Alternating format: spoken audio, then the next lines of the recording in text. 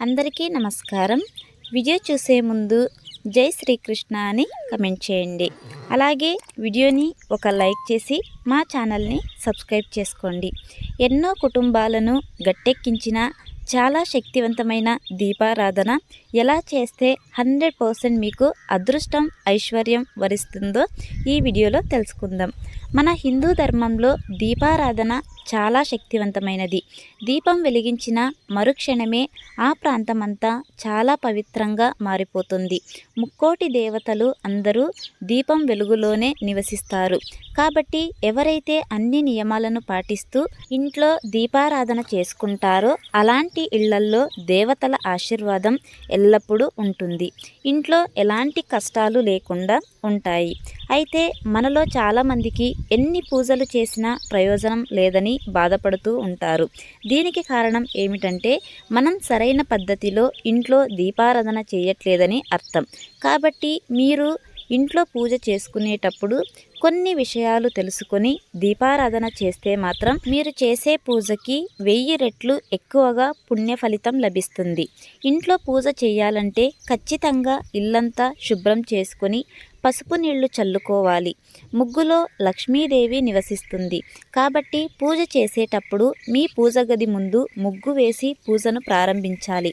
అప్పుడే మీరు చేసే పూజలకు పుణ్య ఫలితం లభిస్తుంది. వారంలో ఒక్కసారి పూజ గదిని శుభ్రం చేసుకుని దేవుని పటాలను శుభ్రం చేసుకోవాలి. అయితే శనివారం రోజున మాత్రమే దేవుని పటాలను శుభ్రంగా తుడిచి కుంకుమ బొట్లు పెట్టుకోవాలి. శనివారం కుదరని వాళ్ళు గురువారం రోజున పూజ గదిని శుభ్రం చేసుకోవాలి. శనివారం రోజున పూజ గదిని శుభ్రం చేసుకుంటే ఇంట్లో డబ్బు సమస్యలు లేకుండా ఉంటాయి. ఇక ఏ రోజుల్లోనూ పూజ గదిని శుభ్రపరచకూడదు. దేవుని పటాలను తుడిచేటప్పుడు పసుపు నీళ్లతోనే తుడుచుకోవాలి. దేవుని పటాలను తుడిచిన తర్వాత వెంటనే కుంకుమ బొట్లు పెట్టకూడదు. దేవుని పటాలకు తడి లేకుండా శుభ్రంగా ఆరిపోయిన తర్వాతే పసుపు రాసి కుంకుమ బొట్లు పెట్టుకోవాలి.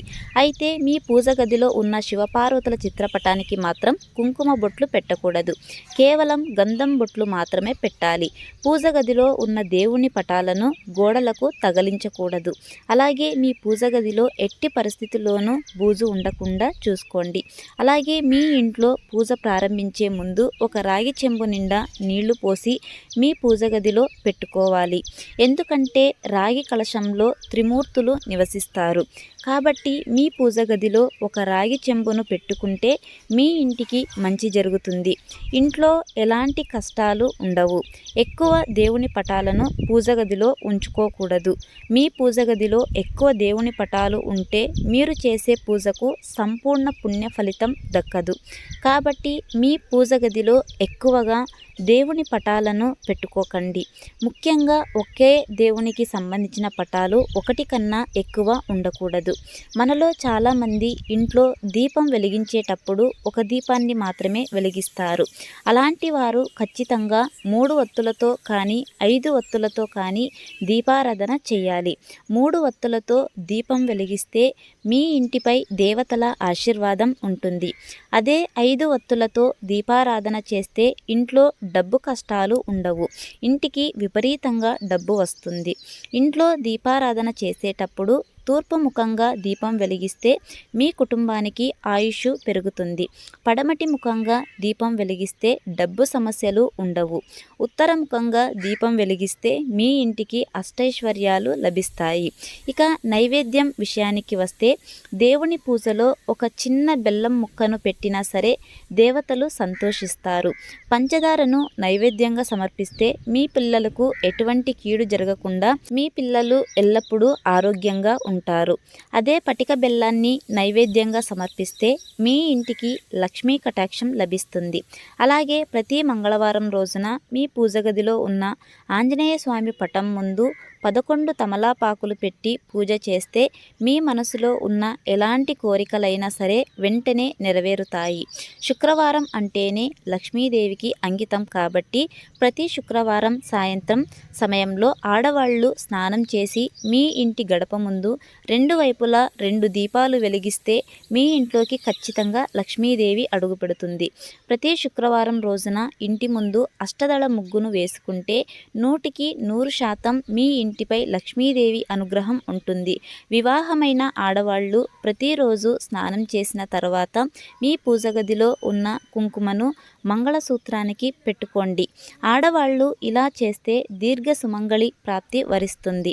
మనలో చాలామంది ఎక్కువగా శనివారం నాడు పూజలు చేస్తుంటారు. అయితే శనివారం ఇంట్లో పూజ చేసేవాళ్ళు బియ్యం పిండితో 3 దీపాలు తయారు చేసి వెంకటేశ్వర స్వామి పటం ముందు దీపారాధన చేస్తే చాలా మంచిది. పూజలో దేవునికి నైవేద్యం పెట్టేటప్పుడు మీరు పెట్టిన నైవేద్యం మీద కొన్ని నీళ్లను చిలకరించి దేవునికి హారతి ఇవ్వాలి. అప్పుడే మీరు పెట్టిన నైవేద్యాన్ని దేవతలు ఆరగిస్తారు. వేడిగా ఉన్న నైవేద్యాలను దేవునికి నివేదించకూడదు. గోరువెచ్చటి పదార్థాలను మాత్రమే దేవతలకు నైవేద్యంగా పెట్టాలి. గన్నేరు పూలతో దేవుళ్లను పూజిస్తే 1000 గోవులు దానం చేసినంత పుణ్యం లభిస్తుంది.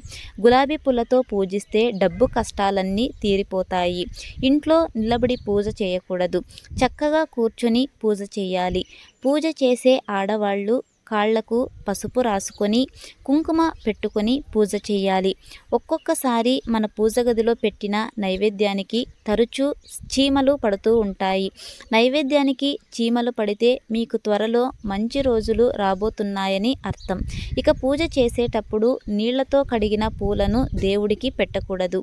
ఇంట్లో పూజ చేసేటప్పుడు ఓం నమో భగవతే వాసుదేవాయ నమః అనే మంత్రాన్ని చదువుతూ ఇంట్లో పూజ చేసుకుంటే మీరు చేసే పూజలకు రెట్టింపు పుణ్య ఫలితం లభిస్తుంది. గోవింద అని స్మరిస్తే పూజ చేసుకుంటే సకల పాపాల నుంచి విముక్తి కలుగుతుంది. ముఖ్యంగా ప్రతి ఒక్కరి పూజ గదిలో ఖచ్చితంగా గోమాత విగ్రహం ఉండాల్సిందే. ఎందుకంటే గోమాతలో 3,000,000 దేవతలు కొలవై ఉంటారు. కాబట్టి ఒక గోమాతను పూజించినా చాలు 3,000,000 దేవతలందరికీ పూజ చేసినంత పుణ్యం దక్కుతుంది. ఇంట్లో పూజ పూర్తయిన తర్వాత ఖచ్చితంగా 3 ప్రదక్షిణలు చేసి మీ తలపైన అక్షింతలను వేసుకొని దేవునికి నమస్కారం చేసుకోవాలి. ఇంట్లో పూజ పూర్తయిన తర్వాత ఒక 5 నిమిషాల వరకు మీ పూజ గది నుండి బయటకు వచ్చేయాలి. చూసారు కదండి ఏ విధంగా ఇంట్లో దీపారాధన చేస్తే అదృష్టం ఐశ్వర్యం వరిస్తుందో అని. మరి మా వీడియో కనుక మీకు నచ్చినట్లయితే లైక్ చేయండి, షేర్ చేయండి, అలాగే మన ఛానల్ను సబ్స్క్రైబ్ చేసుకోండి. వీడియో చూసినందుకు ధన్యవాదాలు.